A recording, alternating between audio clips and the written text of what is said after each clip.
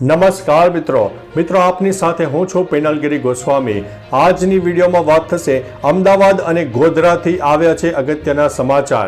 અમદાવાદની પ્રથમ વાત કરીએ તો અમદાવાદમાં સાબરમતી વિસ્તારમાં દુષ્કર્મની ઘટના પ્રકાશમાં આવી છે।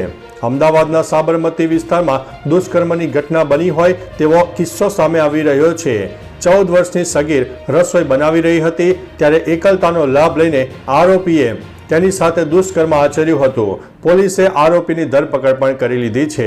મિત્રો, અન્ય મહત્વના સમાચારની વાત કરીએ તો ખ્યાતિકાંડ હોસ્પિટલના 5 આરોપીના 3 દિવસના રિમાન્ડ મંજૂર કરવામાં આવ્યા છે।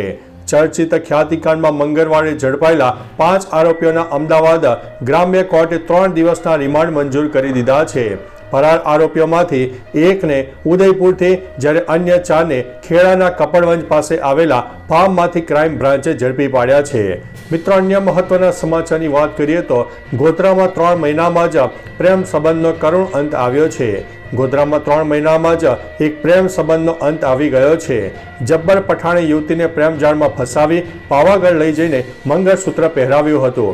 આ પછી યુવતીને લગ્ન કરવાનું કહેતા તે યુવતીને ટોર્ચર પણ કરતો હતો, જેથી પરિવારે યુવતી પર દીકરીને મારી નાખવાનો આરોપ પણ લગાવ્યો છે અને તેની ફરિયાદ પણ દાખલ કરવામાં આવી છે।